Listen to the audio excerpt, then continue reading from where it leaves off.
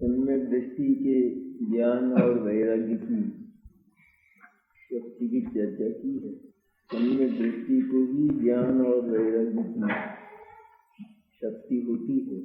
अब कलश में इसी बात को आगे बढ़ते गाथा की सूचना देते हैं और इसी बात को पुष्ट करते हैं।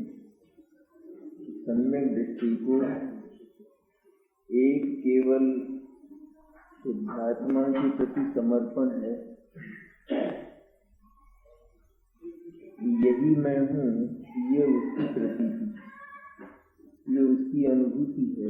शुद्धात्मा ही, ध्रुव चैतन्य ही मैं हूँ, ऐसा जो जानता है उसने अपने ध्रुव चैतन्य के साथ ममत्व किया तो अन्य सबको पर जाना, ये हुई ज्ञान शक्ति। और अन्य सबके प्रति उसकी आसक्ति टूटी, ये हुई वैराग्य शक्ति।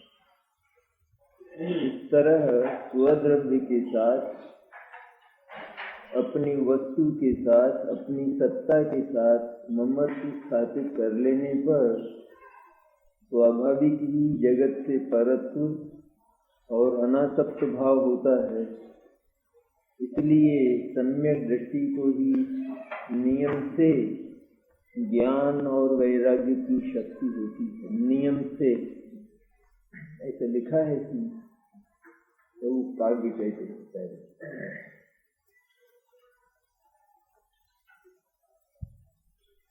सम्यक दृष्टिर्भवति नियतं ज्ञान वैराग्य शक्ति स्वं वस्तुत्वं कलयितुमयं स्वान्यरूपाप्तिमोक्त्या यस्मात् ज्ञात्वा व्यतिकर्मिदं तत्त्वतः स्वं परं च स्वस्मिन्नास्ते विरमति परात् सर्वतो रागयोगा।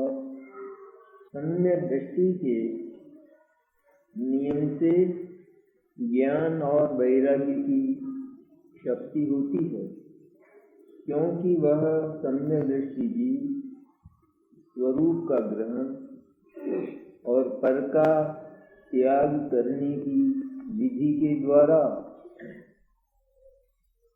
अपने वस्तुत्व का अभ्यास करने के लिए यह स्व है और यह पर है, इस भेद को परमार्थ से जानकर स्व में स्थिर होता है और पर से राग के योग से सर्वतः विरमता है। यह रीति ज्ञान वैराग्य की शक्ति के बिना नहीं हो सकती। इतना सुंदर है, कलश तो जरा सा है ना, लेकिन बात कितनी गंभीर भरी है। ज्ञान और वैराग्य की शक्ति सम्यक दृष्टि को ही क्यों होती है, कैसे होती है, ज्ञान और वैराग्य की शक्ति में वो क्या करता है, ज्ञान से क्या करता है और वैराग्य से क्या होता है। पहला तो बताया नियम। सम्यक दृष्टि को ही ज्ञान और वैराग्य की शक्ति नियम से होती है। इससे सम्यक दृष्टि के बिना ज्ञान और वैराग्य का निराकरण हो गया। जहाँ जहाँ सम्यक दर्शन नहीं है वहाँ वहाँ ज्ञान भी नहीं है और वैराग्य भी नहीं है। तो ज्ञान किसको कहते हैं कि जिस ज्ञान ने निजात्मा को जाना उसका नाम ज्ञान है। जिस ज्ञान ने निजात्मा का अनुभव किया उसका नाम ज्ञान है। और ज्ञान सब झूठा और ज्ञान सब निकम्मा और ज्ञान से कोई प्रयोजन और कोई मतलब नहीं। जिसने केवल अपनी सत्ता को जाना उसको ज्ञान कहते हैं। जिसने स्व का प्रकाश किया उसको ज्ञान कहते हैं। स्व के प्रकाश के बिना सदा से ही जगत का प्रकाश हुआ। ज्ञान ने जगत को प्रकाशित किया, लेकिन वह सबका सब अज्ञान रहा, क्योंकि उसने जगत को प्रकाशित करते हुए भी जगत को स्व जाना, ये सब प्रकाश गलत हो गए।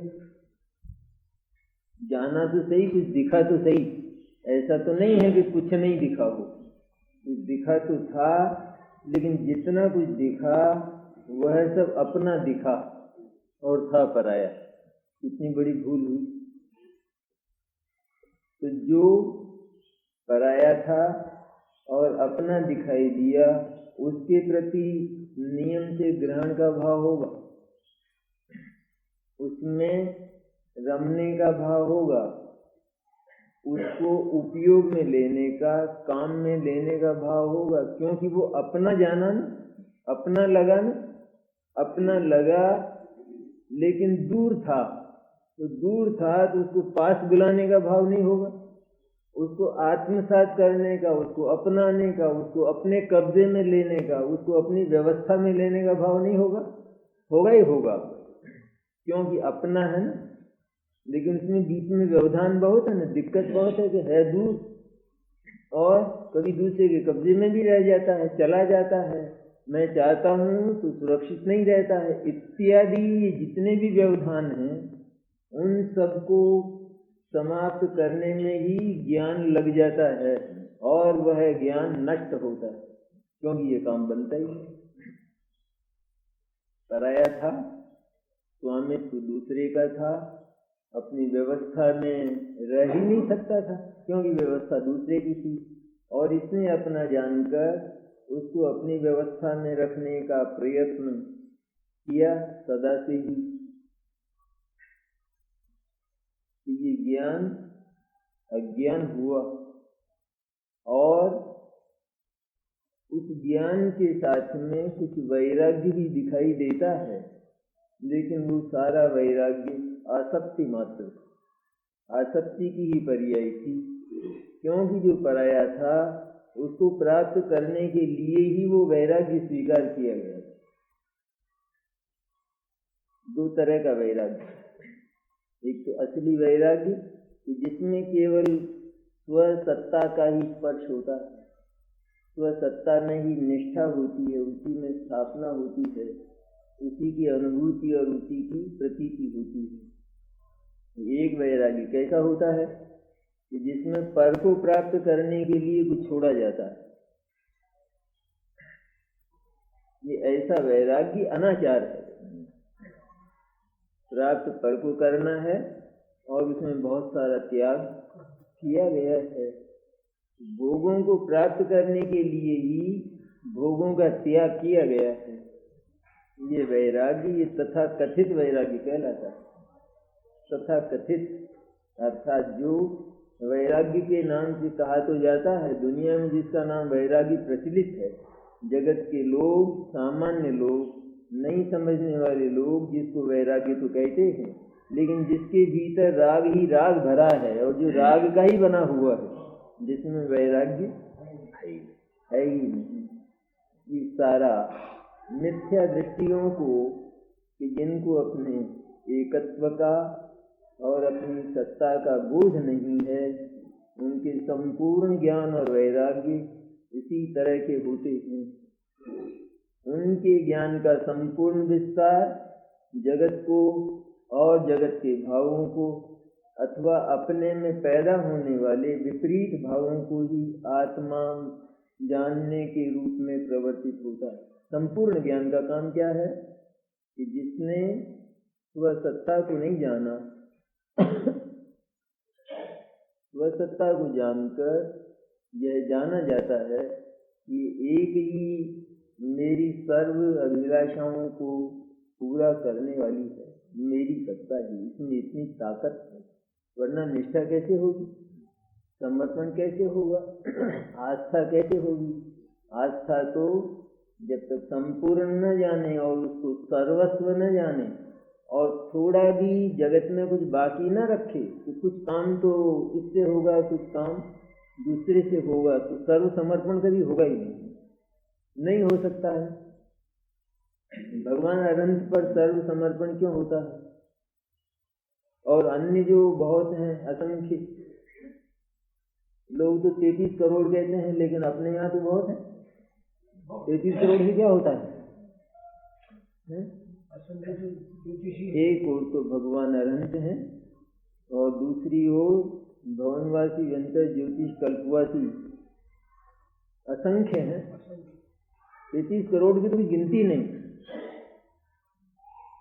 लेकिन भगवान अनंत के स्वरूप को जानकर 33 करोड़ से मन हटकर उनमें आस्थावान हो जाता है। क्यों हो जाता है? उसका कारण क्या है? क्योंकि ये भगवान अनंत की जो श्रद्धा है ये सर्वस्व देने वाली है। भगवान अनंत संपूर्ण है और ये सब अधूरे हैं सारे के सारे। भगवान अनंत वो तो साक्षात चारित्र है और ये सब के सब यहाँ तो श्रद्धा का सम्यक दर्शन का भी ठिकाना नहीं है। चारित्र की बात तो बहुत दूर है। इसलिए स्वयं संपूर्ण होने के कारण भगवान अनंत परम श्रद्धेय हैं, परम उपास्य हैं और ये सबके सब अधूरे हैं। अधूरा कहना भी जरा ज्यादा है बात, क्योंकि इनमें कुछ थोड़ा ही है। इनमें तो कोई कोई विरले हैं कि जिनमें सम्यक दर्शन होता है, अन्यथा अधिकांश तो मिथ्या दृष्टि होती है। तब कदाचित इनको अधूरा मान भी लिया जाए कि कितने अधूरे मिलाए जाएं कि एक पूरा बन जाए। है कोई गणित ऐसी? अधूरे कितने मिलाए जाएं, जैसे कितने बेवकूफ इकट्ठे किए जाएंगे एक समझदार हो जाए। अब बेवकूफ में भी बुद्धि तो होती है थोड़ी थोड़ी, तो सबकी बुद्धि मिलकर एक समझ बन सकती है, संपूर्ण समझ वो नहीं हो सकती, होगा ही नहीं। इसलिए संपूर्ण पर ही हमारा समर्पण होता है और भगवान अनंत संपूर्ण है। भगवान अनंत के पास आने पर सारी इच्छाएं पूरी हो जाती हैं। जितनी इच्छाएं हम करते आए थे या जितनी अभिलाषाएं हमारी थी, क्या वे हमारी सारी अभिलाषाएं पूरी हो जाती हैं? पूरी तो नहीं होती, पर पैदा ही नहीं होती, तो उनसे मुक्ति ही मिल जाती है, क्योंकि वे अभिलाषाएं बिल्कुल निकम्मी थी। इसलिए एक ऐसी वृत्ति का जन्म होता है कि जो परम शांतिमय होती है, सुखद होती है, मंगलमय होती है, कल्याणकारी होती है और जिस वृत्ति में स्वयं आत्मा को सुख का अनुभव होता है। ऐसी वृत्ति का उदय भगवान अनंत की श्रद्धा से होता है। और असंख्य देवों की श्रद्धा करे तो कोई अगर थोड़ा ऊंची भूमिका में हो तो नीचे और गिरना पड़े उसको, क्योंकि वो जो उपास्य है वो तो नीचा और उपासक ऊंचा बन सकती है। क्या बात? 4 प्रकार के देव बिल्कुल अवृत्ति ही हैं। अवृत्ति के तो 4 स्थान हैं, पहला, दूसरा, तीसरा, चौथा गुणस्थान। इसमें ज्यादा तो पहले गुणस्थान वाली मिथ्या दृष्टि है, अज्ञानी है। तो अगर कोई भूल कर, कोई मनुष्य भूल कर उनकी नहीं पीना पड़े, देवता तो भंग पीता और इसने छोड़ रखी हो, ये उसकी उपासना करने लग जाए तो इसको भंग पीना पड़ेगा नहीं पीना पड़ेगा? देव तो पिए, ये नहीं पिए, पीना पड़े। और इधर भगवान अनंत की उपासना करने वाला, इसको तो अज्ञान और आसक्ति छोड़ना ही पड़े, क्योंकि ये देवता ही ऐसा है। इसलिए सचमुच तो जो सम्यक दृष्टि है वो एकमात्र व्यवहार में तो भगवान अनंत का उपासक होता है और निश्चय में, परमार्थ में एकमात्र शुद्धात्म तत्व का निज चैतन्य का उपासक होता है।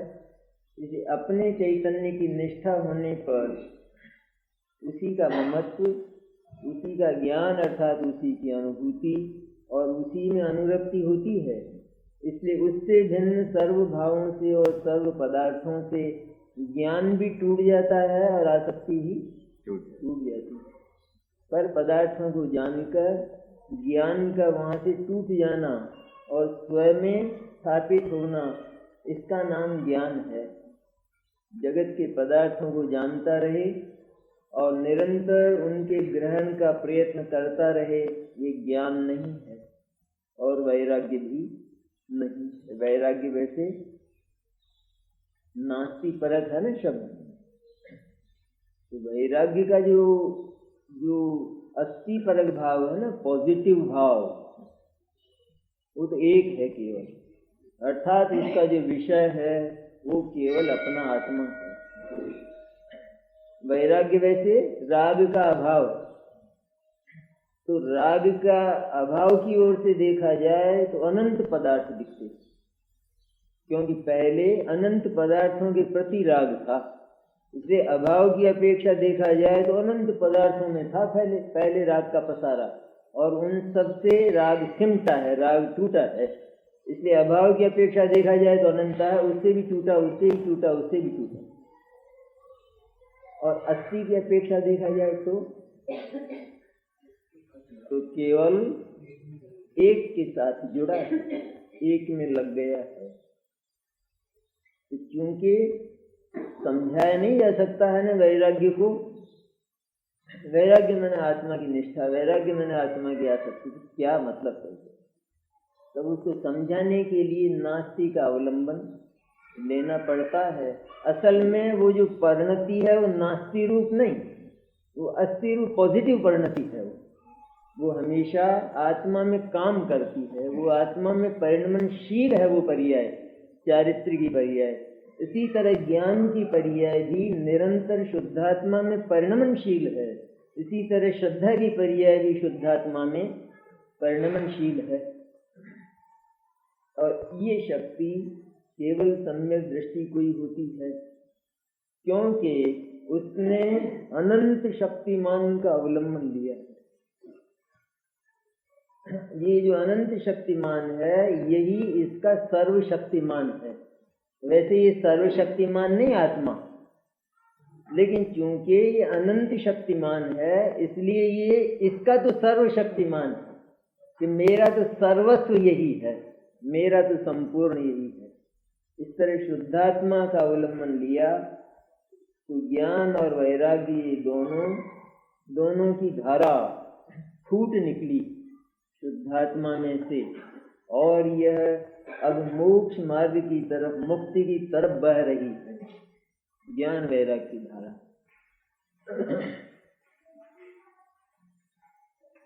ध्रुव में से निकलती है, ध्रुव में से निकलती है ना, जिसे कोई नदी निकलती है तो वो ध्रुव में से निकलती है ना।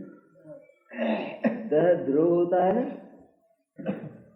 दह तो ध्रुव होता है जो बरसाती होता है, बरसात से भरता है क्या दह? दह तो पाताल में से आता है, उसका नाम दह है, वो तो ध्रुव होता है। वहां से बहने वाली, उसके साथ जुड़ने वाली जो धारा है वो भी शाश्वत होती है। इसी तरह जो ध्रुव दह है चैतन्य, जो अनंत शक्ति का पुंज है, अनंत गुणों के निधान जिसके भीतर हैं, अनंत आनंद तत्व जिसके भीतर है, सारी ही शक्तियां आत्मा की आनंद तत्व है, सारी ही शक्तियां आनंदमय है, एक भी शक्ति किसी के कब्जे में नहीं है, इसलिए सारी शक्तियां आनंद से भरी हुई हैं आत्मा की। ऐसी आनंद की केलियां करती हुई सम्यक दर्शन ज्ञान चारित्र की धारा शुद्धात्मा के ध्रुवत्व में से निकलती है। इसलिए सम्यक दृष्टि ही ज्ञान और वैराग्यवंत होता है।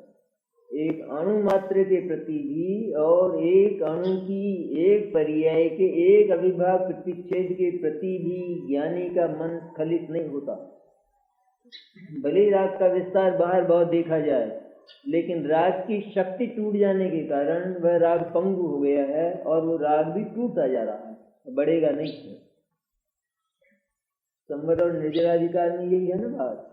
संवर में क्या हुआ, राग जितना था वो उतना का उतना रुक गया, छिटक गया है उतना का उतना, और अब तो प्रतिक्षण उसमें से टूट रहा। ये निर्जरा शुद्धि की वृद्धि ज्ञान और वैराग्य के बिना नहीं होती। जिसने स्वसत्ता के साथ ममत्व स्थापित किया वो ज्ञानी भी हुआ और वो वैरागी भी हुआ। सम्यक्त की महिमा अपार है। इसलिए सम्यक दृष्टि के नियम से ज्ञान और वैरागी की शक्ति होती है, क्योंकि वह स्वरूप का ग्रहण देखने लायक है बात, क्योंकि वह सम्यक दृष्टि जीव स्वरूप का ग्रहण और पर का त्याग करने की विधि के द्वारा अपने वस्तुत्व का अभ्यास करने के लिए ये स्व है और ये पर है, इस भेद को परमार्थ से जानकर स्वयं स्थिर होता है। ज्ञान और वैराग्य की तो चर्चा है और बात ऐसी कि जैसे वो सादा लगती है। स्वरूप का ग्रहण और पर का त्याग करने की विधि के द्वारा ज्ञान और वैराग्य को पैदा करने की विधि क्या है? स्वरूप का अपनी सत्ता का ग्रहण किया जाए, जो अपना है, जिस पर अपना अधिकार है, जो सदा उपलब्ध होने लायक है, जो हमेशा अवेलेबल है। जो अवेलेबल नहीं हो उसका विश्वास करने से क्या फायदा? और मिथ्या दृष्टि का विश्वास उन पर होता है कि जो अवेलेबल नहीं होते, जो समय पर उपलब्ध नहीं हो सकते, उन पर विश्वास होता है। एक साधारण गंवार हो ना, गांव का गंवार, वो भी उस पर विश्वास नहीं करता कि जो समय पर उपलब्ध नहीं हो। वो भी कह देगा जो मिलते ही नहीं हो, मिलते ही नहीं हो, तुम्हारा क्या विश्वास करे? और जो मिलता है, जब भी काम पड़े तब मिले, काम तो तब बने। जिसके विश्वास पर हम काम सौंपते हैं तो वो मिलना चाहिए सदा, नहीं मिले तो काम सारा अटक जाता है। स्वरूप में क्या है विशेषता? कि वह सदा उपलब्ध होता है। स्वरूप के बाहर जितने हैं उनमें विशेषता क्या है कि वे कभी उपलब्ध नहीं होते और हो ही नहीं सकते। क्यों? उनको अगर कहा जाए तो वे कहेंगे वे हमको फुर्सत नहीं मिलती है हमारे काम, तुम हमारा भरोसा मत करो। और क्योंकि इसको तो आत्मा का भरोसा हुआ ही नहीं, इसलिए ये तो उनमें से किसी न किसी का भरोसा करता ही है। और जवाब यही मिलता है कि तुम हमारे भरोसे रहना मत, क्योंकि हम तो हमारे काम में लगे रहते। राग से भी कहा जाए तो राग का भी एक मौन बोल यह है कि तुम हमारे भरोसे मत रहना, क्योंकि मैं तो रमता राम हूँ, कभी आता हूँ कभी चला जाता हूँ, मेरा कोई ठिकाना नहीं है। क्योंकि मेरा तो जो लोक है वो ये चार गतियाँ हैं, मैं तो इनमें घूमा करता हूँ। और तुम मुझे अगर चाहो तो मैं तो कभी एक ठिकाने मिलूंगा नहीं और एक रूप में कभी उपलब्ध नहीं हो सकता। और स्वरूप की शर्त क्या है? मैं कभी बदलूंगा नहीं और मैं कभी भी अपने स्थान से खरीदे नहीं होऊंगा, अपने स्थान से कभी मैं जाऊंगा ही नहीं। तुम जब चाहोगे तब मैं तुमको एक ही जगह एक ही रूप में मिलूंगा। और मेरी शर्त यह है कि मुझे पा लेने के बाद तुम्हारी एक भी इच्छा बाकी नहीं रहेगी। इस स्वरूप की शर्त है। अब किसको ग्रहण करना? एक ओर तो है जगत के सारे संयोग और एक ओर है ये आत्मा। इतना है, मैंने जो संघर्ष है ना, मुकाबला, वो भी कोई सामान्य नहीं। एक तरफ तो एक है और दूसरी ओर अनंत है। शक्ति किसकी ज्यादा है? किसकी ज्यादा है? एक तरफ तो हो जैसे जनता पार्टी का खींचड़ा, लड़ने से फुर्सत नहीं मिले तो क्या हो? अनेक संयोग हैं, लेकिन कहते ये स्वयं ही इकट्ठे नहीं रह सकते हैं ना। तो ये मेरे को क्या ताकत देंगे, मेरे को अवलंबन क्या देंगे, जिनका स्वयं का ठिकाना नहीं है? जिनमें स्वयं में ही आपस में बनती नहीं है तो मेरे को क्या अवलंबन है। और एक स्वरूप सत्ता, चैतन्य सत्ता, अपनी सत्ता, उसकी ताकत ये है कि उसका अवलंबन लेने के बाद इसकी ताकत स्वयं की इतनी बढ़ जाती है कि ये अनंत आक्रमण करें तो भी इसकी विजय होती है और उनकी पराजय होती। इतनी ताकत है स्वरूप सत्ता के ग्रहण की। आत्मा का दर्शन करना वो कोई सामान्य बात नहीं है। आत्मा का दर्शन माने साक्षात सिद्ध परमात्मा का दर्शन, सिद्ध परमात्मा का। फर्क है क्या थोड़ा बहुत? जिसने सम्यक दर्शन की अनुभूति में आत्मा का अनुभव किया, उसको यदि सिद्ध परमात्मा का दर्शन नहीं हुआ तो उसे सम्यक दर्शन नहीं हुआ होगा। झूठ बोलता है वो, क्योंकि उसमें जरा भी अंतर नहीं, थोड़ा भी अंतर नहीं। जो निगूढ़ में है वही सिद्ध में है, निगूढ़ में है वही सिद्ध में है। ये नहीं है क्या बात? यूं लिख दी है।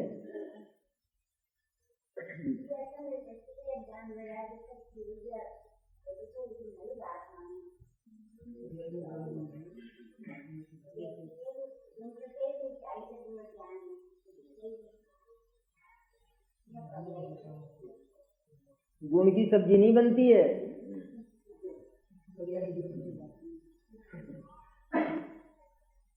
गुण तो कोठी में भरे रहते हैं, निकालना पड़ता है, तो तैयारी करनी पड़ती है। निकले बिना अनुभव हो क्या? अनुभव पर्याय में होता है, गुण में होता है, पर्याय में होता है। वो अनाज तो कोठी में भरा है, खा लिया हमने तो, वे निकालो, पिसाओ, तो बनाओ कुछ हलवा वलवा, तब होती तृप्ति है। कोठी में भरे भरे हो जाता है। गुण तो भरे हैं, लेकिन जब तक गुणों का विश्वास न हो तब तक परिणमन नहीं होता। इसलिए स्वरूप का ग्रहण बहुत सुंदर है। ये बात ज्ञान और वैराग्य की शक्ति पैदा कैसे होती है, किसको कहते हैं ज्ञान और वैराग्य की शक्ति? स्वरूप का ग्रहण, अनंत शक्तिमान अपनी सत्ता का ग्रहण, उसका विश्वास, उसकी निष्ठा, उसकी आस्था, उस पर समर्पण। बस ये एक ही मैं सर्वस्व हूँ, मुझे किसी की आवश्यकता। आत्मा को देख लेने पर अगर किसी की आवश्यकता शेष रह जाए तो उसने आत्मा को नहीं देखा। आत्मा को देख लेने पर कोई इच्छा शेष रह जाए तो उसने आत्मा को नहीं देखा।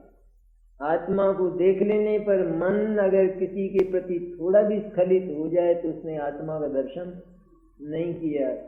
ऐसा होता है आत्मा।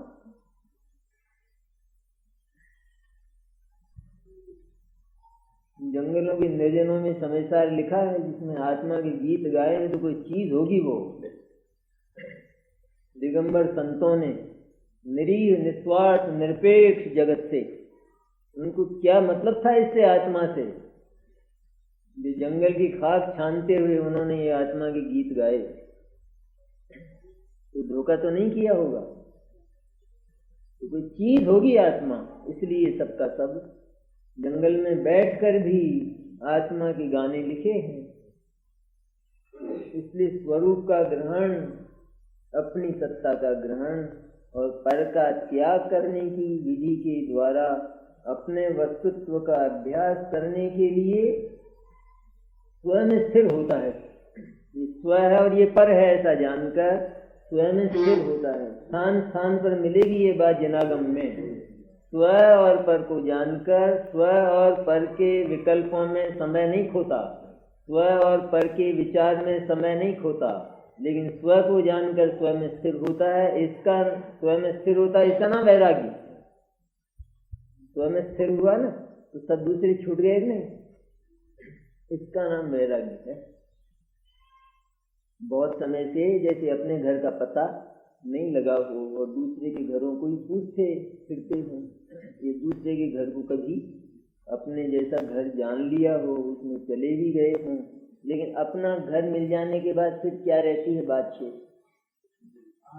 अपना घर जाना तो उस घर के भीतर जाना, ये बाहर खड़े रहना सड़क पर, और ये मेरा, ये पराया, इसमें आनंद आराम मिलता है, या ठंड में रात को ही मर जाएगा, ये मेरा और ये पराया, इसमें मिल जाएगा कुछ? तो फिर पर का विकल्प भी तोड़कर अपने सदन में प्रवेश करना और फिर वहाँ आराम से सोना, ये फल होता है। ये वैराग्य मैंने कष्ट नहीं, वैराग्य मैंने वो हड्डियां तोड़वाना नहीं, वो वैराग्य मैंने आनंद से शयन करना, स्वरूप सत्ता में आनंद की केलियां करना, उसका नाम है वैराग्य। वैराग्य की जो परिभाषा है ना, बिगड़ गई दूसरों के पास जाके, जैनेतरों के पास जाके बिगड़ गई। बहुत कष्टों से होता है ये जैन धर्म का पालन, तो बहुत कष्ट में है, बहुत दुख पाते हैं ये जैनियों के साधु बहुत दुख पाते हैं, आत्महत्या करते हैं। ऐसा लगता है, लगे ही सही, क्या करें। जिनको वैराग्य का, जिनके यहाँ वैराग्य है ही नहीं, तो वैराग्य क्या पता, मूल में ही धर्म में वैराग्य नहीं, सारे के सारे सारा धर्म ही रात का बना हुआ, तो वैराग्य की क्या चर्चा करेंगे। कल्पना भी नहीं कर सकते ना, ये वीतराग भाव नाम की भी कोई चीज होती है क्या? वीतरागता तो निकलती जैनियों के मुंह में से है, केवल जनागम में से वीतरागता निकलती, और भी कहीं वीतरागता किसी दर्शन में सुनी? वीतरागता किसी दर्शन में सुनी? वीतरागता है ही नहीं, क्योंकि वो कल्पना ही नहीं कर सकते ना कि वीतरागता भी कोई चीज हो सकती, ये कल्पना ही नहीं होती। वहां तो यह है तो पाप या पुण्य, या तो पाप या पुण्य, पुण्य ही है वीतरागता वहां सारा। जैनियों को कल्पना नहीं, अजैन क्या कल्पना करेंगे बेचारे, जैनियों को ही वीतरागता का पता नहीं। वीतरागता तो कहते तो है कि वो तो जन्म से ही पल्ले पड़ गई, भगवान वीतरागी, भगवान वीतरागी, कहाँ भगवान वीतरागी, तो भगवान वीतरागी, आप भगवान, मेरा तो कुछ इधर तो वीतरागी और इधर आप मेरी तो सुनाई करना और कुछ करना, ऐसी वीतरागता। जैनियों को जो अनमोल रत्न मिले वो कौड़ियों के भाव बिके। ये स्व और ये पर, इस भेद को परमार्थ से जानकर स्वयं स्थिर होता है और पर से राग के योग से सर्वतः विरमता है। पर से राग जहर लगता है, कैसा भी हो, चाहे वो भोपाल की गैस हो, चाहे वो कोई साधारण जहर हो, लेकिन राग जहर है ऐसा लगता है सम्यक दृष्टि से। सर्वतः विरमता है। अमृत चंद्र का तो कमाल है लिखने का भी, वो तो है ही सही, परिणति तो एकदम होती है कमाल की, लेकिन लिखने की जो शैली है वो भी सर्वतः विरमता है। सर्वतः सब ओर से, चारों ओर से सम्यक दृष्टि ज्ञानी राग को स्वीकार करता ही नहीं, वो राग को छाती से लगाता ही नहीं है। राग होता है तो भी राग को दूर रखता है, इतना है। राग होता है लेकिन राग को दूर रखता है, क्योंकि ज्ञान और वैराग्य की कला की चर्चा कर रहे हैं ना आचार्य निर्जराधिकार में, तो सारे जगत का शोध यह है कि सम्यक दृष्टि को तो राग बहुत होता है, ये आप उसको कैसे कहते हैं वैरागी? तब आचार्य क्या उत्तर देते हैं कि राग होता तो है लेकिन राग को दूर रखता है। इसमें क्या दिक्कत है? क्योंकि राग वो अन्य प्रकार का भाव है आत्मा से, इसलिए उसमें ये कला है कि उसके होने पर भी वह उसको आत्मा के साथ अपने साथ नहीं मिलाता। इसमें क्या झगड़ा है? इसमें कोई दिक्कत है? बर्तन मांजने की जगह राख रहती है नहीं रहती? तो जरूरी है कि उसको चौके में लाए या वो चौके में उड़े, उसको उस जगह नहीं रखा जा सकता? रहती तो वो हमारे घर में है, इतना तो मालूम है, लेकिन ये तो आवश्यक नहीं है ना कि उसको खाने की चीजों में मिलाया जाए। उसको अपन अलग तो रख सकते हैं ना, इतनी कला तो है कि उसका अपना स्थान है, उसको हम अपने चौके में नहीं आने देते, उड़ने भी नहीं देते। इस तरह सम्यक दृष्टि को ये राग की राख तो रहती है आत्मा के प्रदेशों में ही, चाहे वो पुण्य रूप हो अथवा वो पाप रूप हो। घर की राख पुण्य रूप है, पाप रूप? घर की राख कैसी होती है?